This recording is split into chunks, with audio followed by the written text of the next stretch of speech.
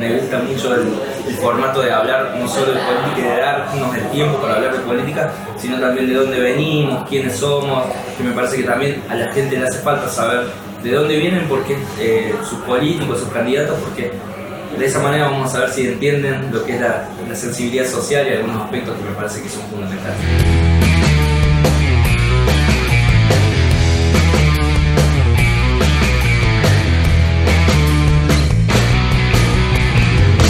Bueno, Diego, un gusto que hayas accedido a charlar un poco con nosotros en esto que básicamente es una entrevista, como te habíamos dicho, que queremos saber un poco tu vida política, cómo la ves, qué es lo que pensás, pero además quién sos, que es un poco la idea de esta charla. Pero empecemos por la política.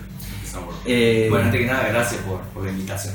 Te toca ser candidato del kirchnerismo a nivel local, en una ciudad donde el kirchnerismo siempre le ha costado, le ha sido muy difícil, y en donde además, dentro de la isla que es Córdoba, en Altagracia particularmente, el presidente Mauricio Macri acaba de obtener una victoria contundente, creo que arriba del 50% o orillando el 50%. ¿Cómo te plantás frente a ese escenario? Bueno, creo que hay varias variables justamente para analizar. Una de ellas es que siempre costó la relación principalmente con el Partido Justicialista Cordobés. Eso es indudable e indiscutible. El kirchnerismo ha tenido sus discusiones.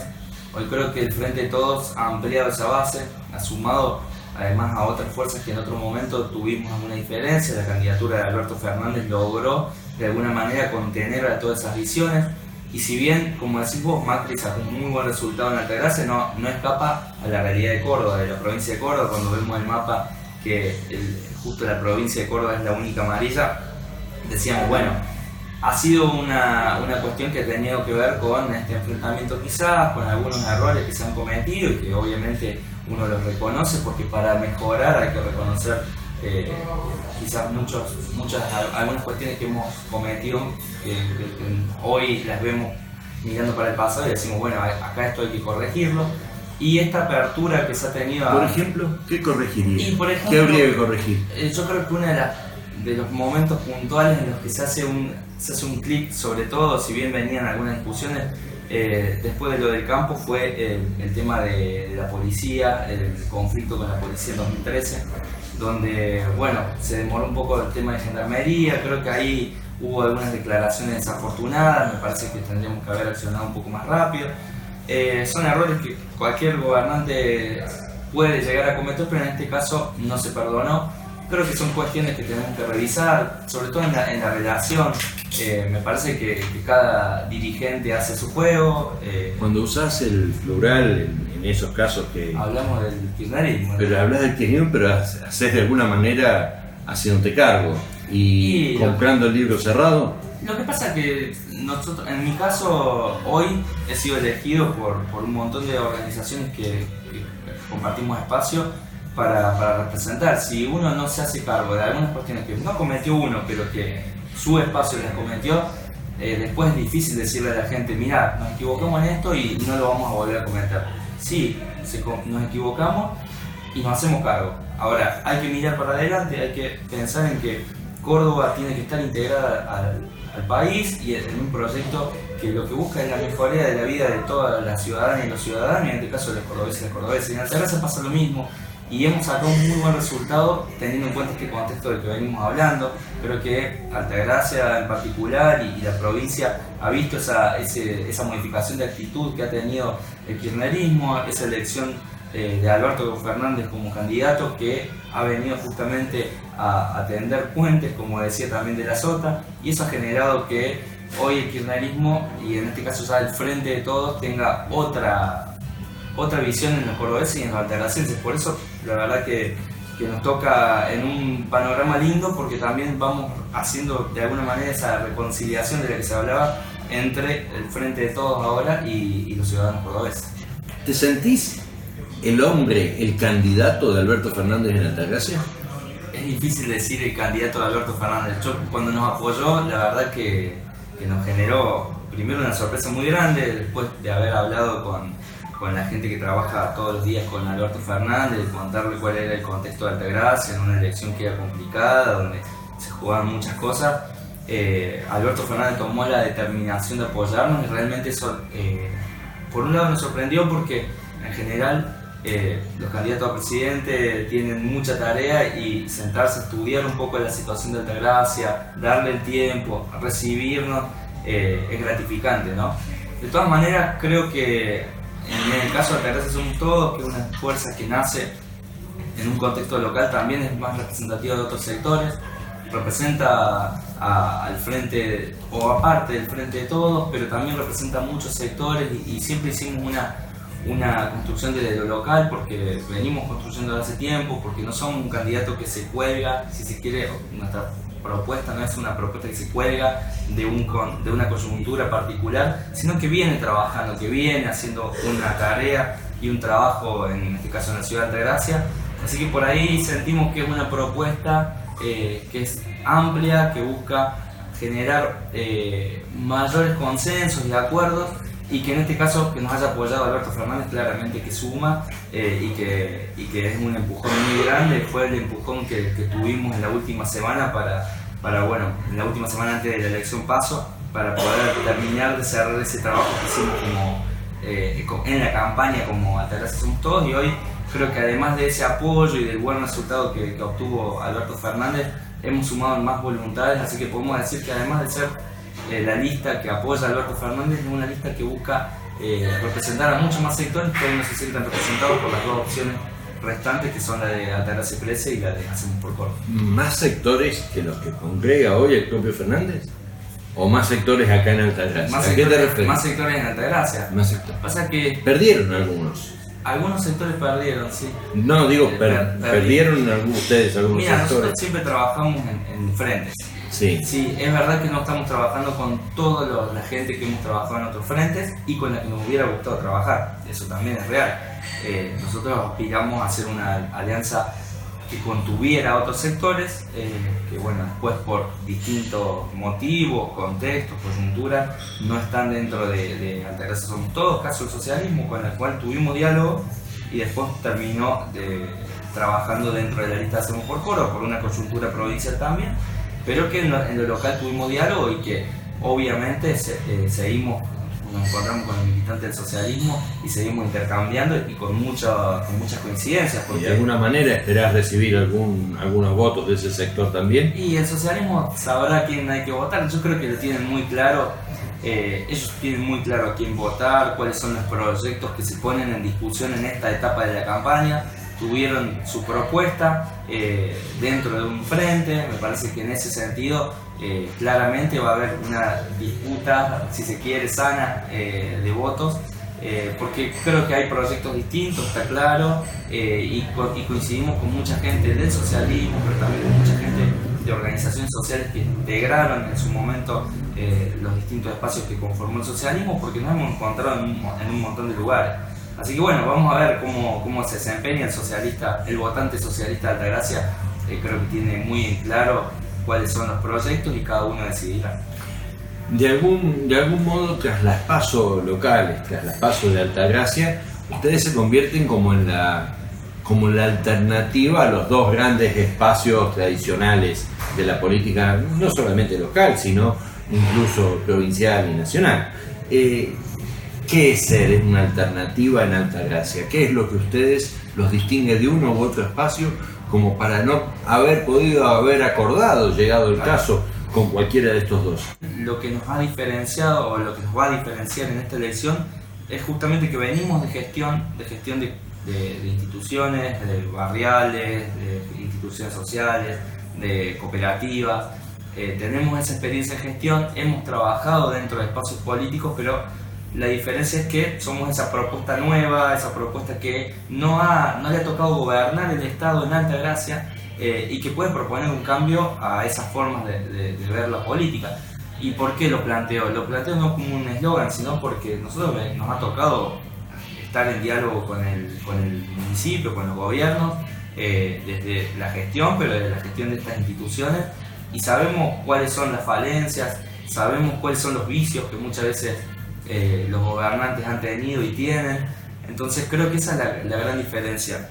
Aquellas personas que por ahí sienten que durante estos años, independientemente del color político, no se han solucionado los problemas fundamentales de Altagracia, como los servicios públicos, como la cuestión de la generación de puestos de trabajo, y vienen esperando una opción. Creo que nosotros de los lugares tenemos gestión para demostrar que hemos trabajado en esos ámbitos. ¿Cuál es la gestión que tienen para mostrar? Porque justamente era una de las cosas que yo te iba a preguntar. Digamos, de alguna manera parecen como nuevos frente a la idea de administrar el Estado.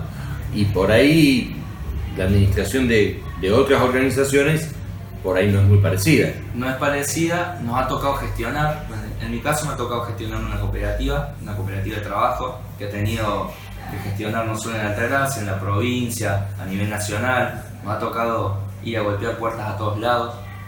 Sabemos cómo hacerlo, siempre no es fácil, y ustedes lo saben, sostener una cooperativa de trabajo que hace medio de comunicación durante 11 años, como es la cooperativa Fábrica de Ideas, que ha tenido sus altibajos, pero que siempre estuvo firme, generando puestos de trabajo en Altagracia y en la zona.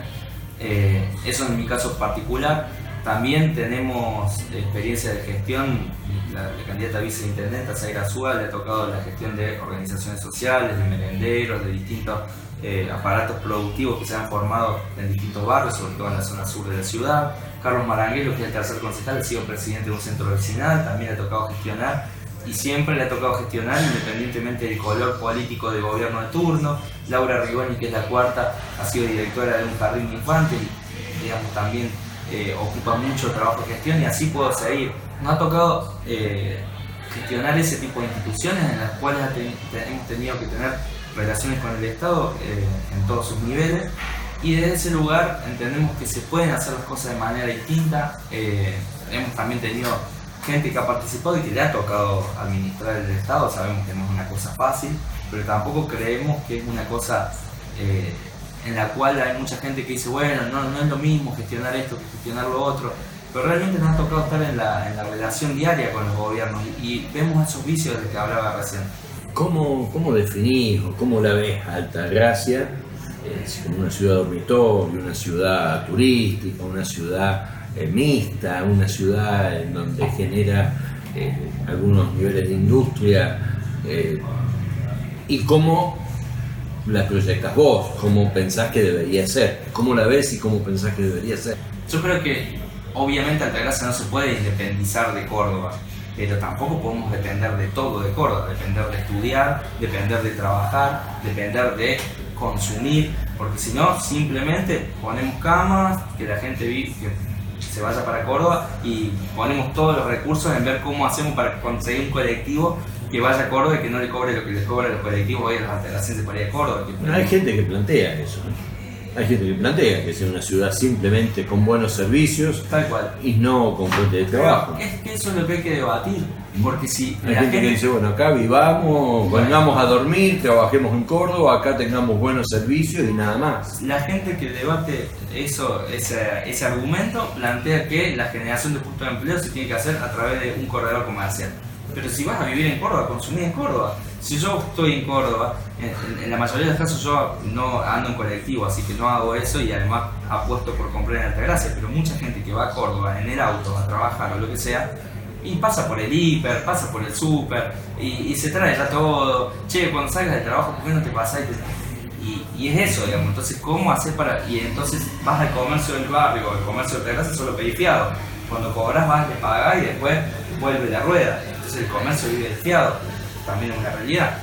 Entonces yo creo que tenemos que rediscutir cuál es la matriz productiva. Si vamos a discutir que vivimos en Córdoba, que estudiamos en Córdoba, y que sabemos que estamos discutiendo que le vamos a reducir posibilidades a mucha gente, porque hay mucha gente que no puede viajar a Córdoba todos los días, que no puede ir a estudiar a Córdoba, sino anda a un barrio Villa Oviedo, que estábamos discutiendo la otra vez en la campaña, y decíamos a los jóvenes, ¿y ustedes qué expectativa tienen?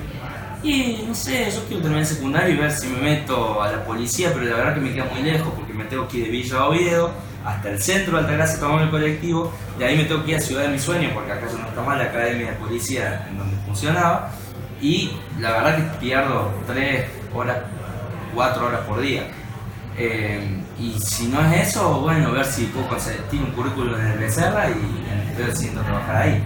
Entonces hoy nuestros jóvenes están viendo si trabajan en el supermercado. Realmente me parece que es limitar las expectativas de mucha gente y sigue siendo eso, ¿no? Que un grupo viva, trabaje, estudie en Córdoba y que otro grupo no pueda acceder a esas posibilidades. Creemos que hay que tener posibilidades de estudio, de formación y de trabajo en Altagracia y que hay gente muy capacitada para eso.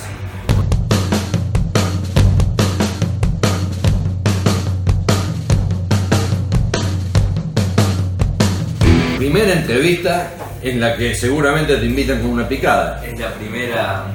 Sí, es la primera. Es la primera con picada. De acá a almorzar con Mirta Lergano, a cenar, viste que también hace los sábados. También hace cena, sí. Hace cena. Bueno, sí. Contame dónde creciste. ¿Dónde naciste? ¿Dónde creciste? ¿Dónde estudiaste? Nací en Barrio Liniers, viví muy poco ahí en la calle Cangallo y Talcahuano, nací en el sanatorio, Altagracia. Después mi infancia la transcurrí sobre todo en Barrio Crucero, ahí en la casa de mi abuelo, que en el momento yo nací en los 90, así que ¿Hermanos? Tengo 3 hermanos, tengo el que me sigue, José, de 28, después tengo 2 hermanos más, de 25 cumplió Natalia, O sea, sos el mayor de 3 hermanos. y David, que tiene 8 años menos que yo, 21 acaba de cumplir también. El mayor de 4 hermanos que crecimos todos acá en Altagracia. ¿Tus padres a qué se dedican? Bueno, mi viejo es carnicero, tiene una carnicería, meto el chivo si quieren, ahí cerca de la iglesia de Fátima. Vale, el chivo. Vale, sí. chivo. Y mi vieja es docente de escuela primaria, está viviendo en Córdoba ahora, ellos están separados y vive en Córdoba y da clases en Córdoba, en Barrio Argüello. ¿Vivís en pareja? Vivo en pareja, Belén es mi compañera. ¿También comunicadora social o ella periodista? Es de oficio periodista, es guía de turismo, estudió eso. Y bueno, trabaja en el ámbito de la comunicación, trabaja en radio. Ustedes también trabajaron juntos en Fábrica Ideas, están juntos en Fábrica Ideas. Ahí nos conocimos. Ahí Fábrica se de Ideas conocieron. nos conocimos, así que empezamos. No estaban prohibidas las relaciones interpersonales en el trabajo. No, para nada. Es un grupo del que salieron también varias parejas, así que. Contame cómo fue tu infancia. Bueno, yo crecí principalmente en Barrio Crucero, ahí, bueno, estudié al frente en el José María Paz, en Barrio Cámara. Me gustaba mucho el fútbol, jugar todo el día al fútbol. ¿En fútbol? Sí, ¿Hincha de? Hincha de Belgrano, fanático. Ahora estamos en un mal momento, pero no, siempre andaba con una pelota bajo el brazo, para todos lados, cruzábamos Barrio Parque San Juan. ¿Y en qué jugabas? Y jugaba de varios puestos, pero siempre jugué 5. De 5 defensivo iniciando el ataque. ¿Y sos de meter o de proyectarte? No, siempre me gustó distribuir, generar juego, empezar a la generación de juego. Me he caracterizado por meter también, he hecho varias funciones ahí. Viste que el 5 tiene una posición en el medio del campo, claro, que tiene que jugar y tiene que además, cuando tiene que raspar, raspa, así que he hecho todo en la cancha. Así que, y de ahí me han puesto de 2, de 6, en la defensa. Y también me han puesto atrás de enganche, así que he sido versátil, pero mi posición es de 5. ¿Y cómo te sentís jugando al fútbol? Me gusta mucho jugar al fútbol, me gusta mucho hacer deporte, pero jugar al fútbol me encanta. ¿Hiciste amigos en el fútbol? Hice muchos amigos, la verdad que para mí jugar al fútbol también ha generado eso tiene mucho de esto de lo social, de relacionarte mucho. Siempre hablábamos con amigos que uno es en la vida como juega al fútbol. Bueno, eso te iba a decir justamente. Por eso por ahí, bueno, nada, jugando al fútbol, eso a mí me gustaba mucho jugar, abrir el juego, pero también cuando había que raspar, hay que raspar. Y no, hice muchos amigos, todavía nos seguimos viendo. Ahora jugamos muy poco al fútbol, pero cuando tenemos la oportunidad jugamos. ¿Y en la política, cuando hay que raspar, hay que raspar? También. Pero siempre nosotros nos hemos caracterizado más por la idea de abrir el juego. Y cuando hay que arremangarse, sobre todo esto, me gusta el concepto de obrero del fútbol, ese que no tiene, que le toca jugar, pero que cuando tiene que ir y bajar y marcar y rasparse, lo hace porque es necesario para el grupo, es necesario para el equipo. En ese caso me gusta más ese concepto del raspar. estudiaste comunicación social, te dedicaste al periodismo. ¿En qué trabajaste, además de Fábrica de Ideas? Bueno, al principio siempre cuento porque me marcó, estudié en secundario en el Nacional, en la Escuela Normal Superior de Altagracia, me marcó mucho porque he tenido profesores, mis amigos son de ahí, profesores con los que me han marcado mucho en la forma de pensar, en la forma de ser. Mencioname algunos. Y tenemos profesores que incluso hoy trabajan con nosotros, como Aleja Cuquejo, Ana Scali no la tuve de profesora, pero bueno, la conocía de ahí de la escuela. Virginia Papini, que no está invitando, pero fue una profe que me marcó mucho de la escuela, porque bueno, tuvimos 4 materias en sexto año, pero además nos abrió mucho la cabeza en muchas cosas. Ahí, por ejemplo, una cosa que me marca en la militancia es el tema de derechos humanos, y yo la primera vez que veo, por ejemplo, La Noche de los Lápices, que es una película que me marcó mucho, fue con ella, así que del Nacional guardo los mejores recuerdos con mis marcas. Y volviendo a la pregunta... ¿Por qué te marcó? Me llama la atención por tu generación que te haya marcado una película, si bien impactante, vieja, como La Noche de los Lápices. ¿Por qué te marcó esa película? En ese momento nosotros estábamos tratando de armar el centro de estudiantes y empezamos a reclamar algunas cosas, a pedir algunas otras, y la verdad que me sentí muy emparentado con el pedido de los chicos, que era por el boleto estudiantil. La verdad que me marcó mucho porque si bien nosotros lo habíamos visto muy poco en la escuela, no teníamos por ahí la conciencia de lo que había sido. Esa fue como la primera vez que veo qué fue lo que pasó en esa década. Cuando hago el secundario todavía costaba mucho hablarse en el ámbito de la escuela, el tema de los desaparecidos, de la última dictadura.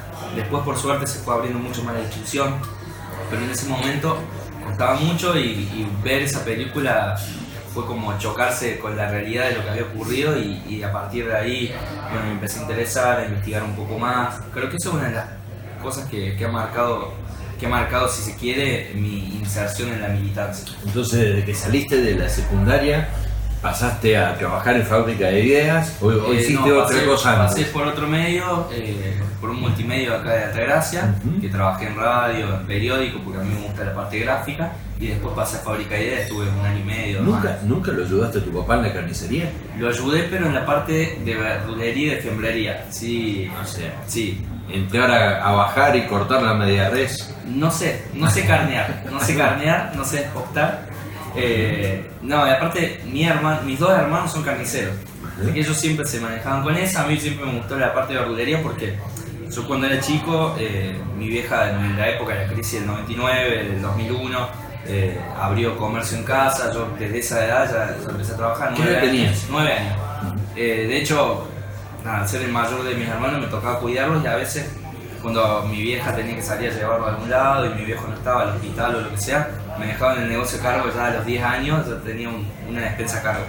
Después, cuando cerramos la despensa por la baja venta, me tocó trabajar en la calle vendiendo. ¿En Barrio Crucero estaba? En Barrio Crucero. Teníamos a la vuelta de mi casa y mi casa. Me tocó trabajar vendiendo. Mi viejo hacía cosas de madera y yo las iba a vender. Iba al Divino Niño, que todos los 12 se celebra, y el 12 de octubre es la fecha anual. Me tocaba vender capillitas, así que ahí a los 10, 11 años yo estaba también vendiendo en la calle porque había que ayudar en la casa. Y bueno, después siempre, cuando ya mejoró, después del 2003, que empieza a mejorar la situación de nuestra familia también, ahí a los 15, 16 años, ya para hacer plata, fui a ayudar a mi viejo en el comercio, que siempre hizo comercio. Y después, cuando empiezo la facultad, desde el primer día empiezo a trabajar para pagarme los estudios. Así que trabajé en un carro de pancho, de mozo 2 años, en una quiniela, hice de todo, y en algunos casos también iba alternando con el periodismo. ¿Y ahora de qué vivís? Y ahora yo trabajo, además de ser periodista, trabajo para el Partido Solidario, que es el partido al que estoy afiliado, soy el secretario de comunicación del partido a nivel provincial, y también trabajo con Pablo Carro en la Cámara de Diputados, soy asesor de él. Así que bueno, con eso me mantengo, y con lo que hace ingresar de a mi compañero. ¿Cómo resolviste esta cuestión de ser periodista? Que, a ver, por naturaleza el periodista busca indagar, investigar y sobre todo echar luz, poner al descubierto las cosas que va descubriendo justamente, que va encontrando. Lo que es casi un impulso vital en el periodista, ¿Cómo lo combinaste con esta realidad de ahora de dedicarte a la política en donde, bueno, algunas cosas hay que salir con un discurso estructurado, no exactamente decir por ahí lo que uno piensa, algunas cosas, ¿por qué no ocultarlas o tratar de minimizarlas? ¿Cómo lo viví en lo humano? Hay que preguntarle cómo lo viven a quienes me asesoran, porque como periodista siempre tuve la posibilidad y la libertad para expresar lo que... ¿Ya tenés asesores? Tengo asesores, compañeros que han trabajado mucho en comunicación, que han trabajado en campañas.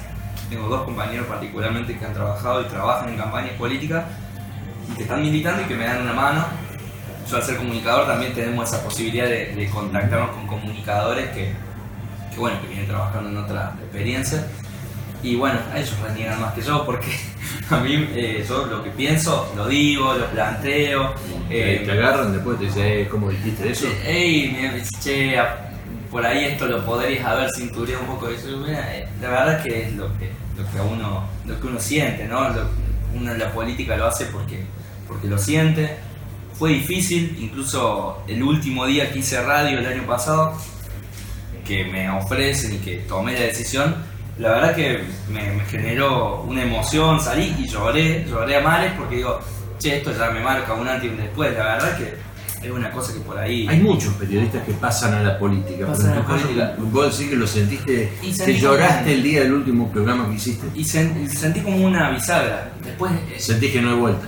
En ciudades como Altagracia o en ciudades chicas o en ciudades medianas, quizás el tener ya una carrera en el periodismo, chica o grande, pero la tenés, y ser candidato, me parece que marca bastante. Que después está la chicana esta de web, pero vos sos político. Yo digo, todos somos políticos, todos los comunicadores y periodistas tenemos una posición, la hacemos valer, algunos la hacemos de tal manera, otros de otra, pero todos lo hacemos. Y en este caso yo no tenía pensado ser candidato, pero los compañeros del partido, del espacio, me lo pidieron, lo acepté. Y en ese momento, cuando hago el último programa, sentí que ya era una bisagra, si se quiere. No por lo que yo pueda hacer, porque creo que mi profesión la voy a seguir haciendo con la misma pasión, con el mismo tesón con el que la hago, sino porque realmente sentía que ya que era una bisagra, que pasabas a ser periodista, pero que también pasabas a ser un candidato y que pasabas a estar dentro de otro ámbito. Así que bueno, un poco eso fue lo que me generó ese quiebre, si se quiere. Pero bueno, me gusta mucho el periodismo. Siempre, que hablo con los colegas, en tu caso, con otros colegas, y hablamos, se nota que hay periodistas que tienen esa pasión por lo que hacen, esa pasión por preguntar, que le brilla el ojo. ¿Qué es lo que te decidió a dar ese paso? A decir, bueno, si lo sentís así, como que casi prácticamente no hay retorno, ¿por qué dar ese paso a la política? Bueno, fue para mí una decisión importante porque, además de lo que estaba contando, veíamos y analizábamos que era necesario, que había una oportunidad importante para nuestro espacio de empezar a involucrarse mucho más en la vida institucional política. Lo podías hacer del periodismo. Y ¿no? lo puedo hacer del periodismo, pero en este caso había cuestiones, muchos compañeros me pedían por una característica que tenía, que era por ahí el conocimiento de la ciudad y el conocimiento de los políticos, que por ahí otros compañeros por ahí vos tenés un conocimiento más generalista y nosotros más específico, creemos que vos podés ser, que además aportas cosas nuevas, que por ahí la gente lo puede ver, te conoce gente por el periodismo, conoce a gente de otros ámbitos a los cuales por ahí muchos de mis compañeros no habían llegado. Entonces me lo pidieron y fue un debate sobre todo interno. Lo hablé mucho con Belén, lo hablé mucho con mi familia sobre esto de ser candidato. Y a Belén mucho la idea no le gustó al principio, porque ella milita y sabe cuál es la exposición de los candidatos. Por ahí uno entra en las redes y yo me río, a mí no me afecta, pero por ahí uno ve en las redes que siempre hay algún usuario que ataca al candidato, no importa que haya dicho, por ahí pasa eso. Y ella tenía miedo de esa exposición y de hecho un poco lo sufre, esto del insulto en la red social. Que por ahí el insulto no tiene que ver con lo que decís ni con lo que pensás, sino te insultan porque lo tienen que insultar. Y ella dice, bueno, pero el Diego nunca vivió de la política, el Diego nunca tomó las decisiones que por ahí se le cuestionan a los políticos. Es injusto. Y bueno, puede ser, pero bueno, uno sabe a lo que se expone. A mí eso mucho no me generó, pero sí, como digo recién, lo del periodismo. ¿Y tus viejos qué te dicen? Mi viejo, de que seas candidato a intendente? Mi viejo en particular está chocho, le encanta, un poco heredo el gusto de la política por él, siempre me contaba cuando él es peronista, mi abuelo es peronista también, ellos venían de esa cuna no militaban activamente, pero siempre con los valores del peronismo y entonces conocían mucho, siempre estaban muy informados. En mi casa nunca faltaron los diarios, de ahí también heredo mi pasión por el periodismo gráfico. Así que mi viejo muy contento, mi vieja apoyándome. Ella nunca se interesó tanto por la política, pero ha participado porque tiene un concepto más de lo social. Ella como docente ha visto muchas cosas y creo que también eso, la parte de lo social lo heredé un poco de ella, porque siempre ha trabajado, siempre en la escuela donde estuvo, dejó una huella por trabajar con la comunidad, entonces un poco fui heredando de esos lugares. Así que en los dos casos, dale para adelante, me dijeron, colaboran con lo que pueden, me ayudan, militan, que creo que es la primera vez que militan activamente un partido los dos.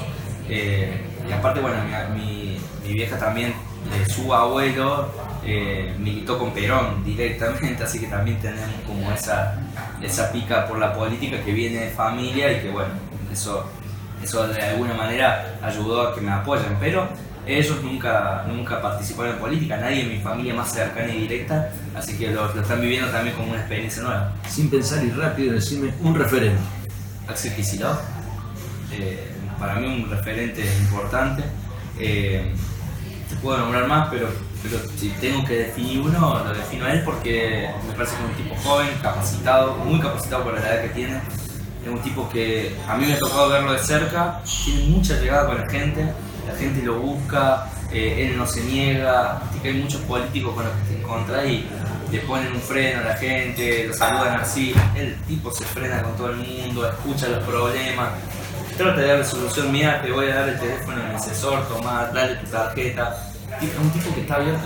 Vos decís cuánto le puede solucionar a toda esa gente que se acerca. Y el tipo siempre ahí, dando un lugar para escuchar, un lugar para concentrar, si se quiere, los reclamos, los pedidos, lo que sea.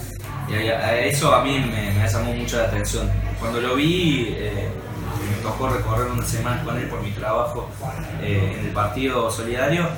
Lo vi así muy humilde, muy original, auténtico, y me gustaría que los políticos por ahí tengan esa autenticidad y humildad que tiene Axel. Y si yo te mencionara, a ver, 3 personajes históricos y te dijera, a ver, elegí uno y te pongo en la historia Sarmiento, Domingo Faustino Sarmiento, Juan Manuel de Rosas y Hipólito Yrigoyen. Bueno, sé que Sarmiento no. Estoy entre Rosas y Yrigoyen, pero me parece, yo destaco mucho los valores del yrigoyenismo. Fue el primer partido que con Yrigoyen, el primer partido que logra vencer a los conservadores a principios del siglo. Trabajó muchísimo lo social y creo que fue uno de los primeros gobiernos ya del nuevo Estado que trabajó para los más humildes, que trabajó con un concepto de justicia social muy parecido al que yo entiendo. Así que me quedo con Yrigoyen por la forma. Diego Heredia, estas 4 cartas, estas cartas, esto es así, yo te explico cuál es la mecánica. Cada una de ellas tiene un tema. Tenés que elegir de a una 3 y tenés 2 minutos para hablar de ese tema. Bueno, hago la monjoneta que está al medio. Servicio. Bueno, hablamos de servicio, tengo 2 minutos. Bueno, hablamos de servicio ya, pero creo que Altagracia hoy tiene que resolver urgentemente justamente urgencias que tenemos en servicios. Hay barrios que no tienen luz eléctrica. El otro día pasábamos por el Parque San Juan, al fondo no tienen luz eléctrica y había un cable del cual se colgaban de 15 metros que llegaba al resto del barrio Parque San Juan para darle luz a esas zonas. Que hoy no tengamos porciones de barrios sin luz eléctrica, me parece que es un dato no menor para decir que no estamos bien con servicios públicos. Lo mismo pasa con el agua, que es un servicio básico que la gente lo viene reclamando desde hace mucho tiempo y que, bueno, realmente no se soluciona. Y después hay que tener planificación para el resto de los servicios, cloacas y gas natural. en el cual también hace falta obras que puedan de alguna manera contener el problema que tiene hoy Altagracia en cuanto a servicios públicos.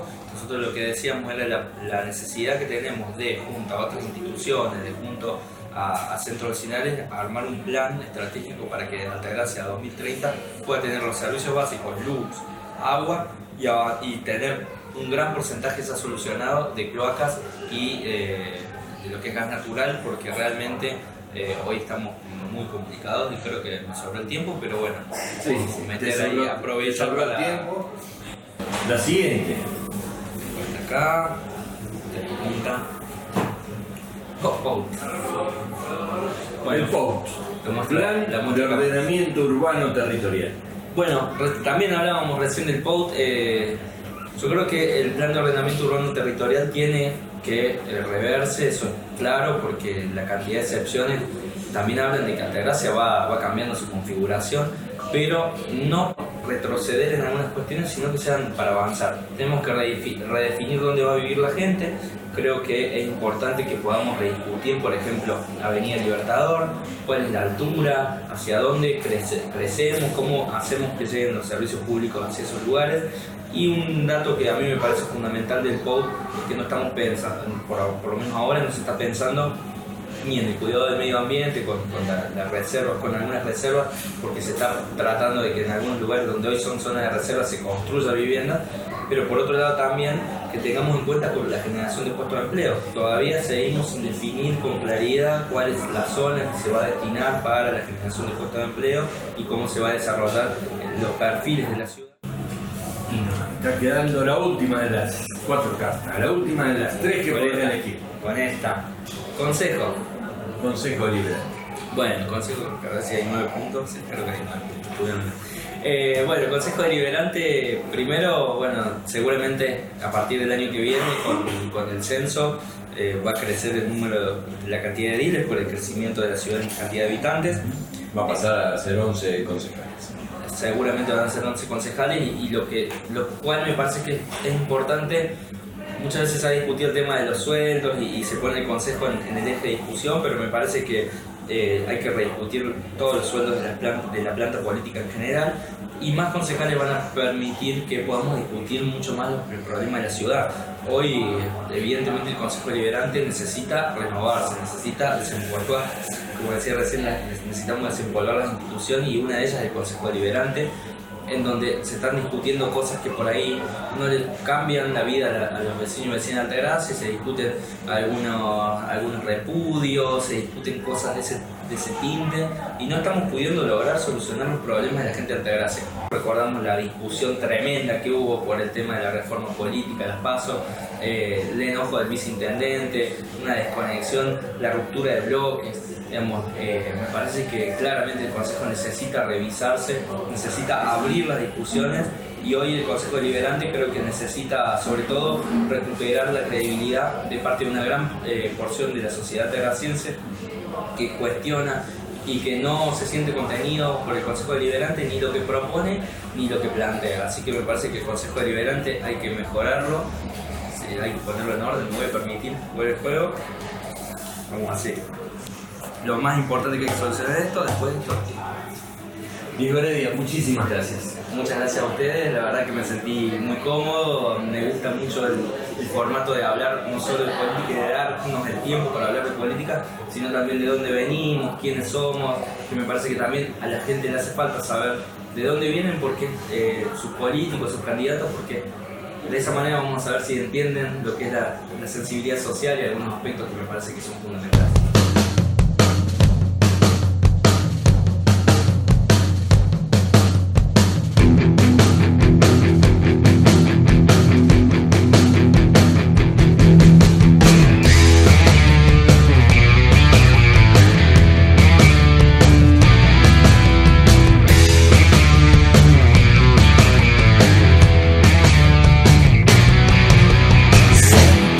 Que se ha parado el tiempo.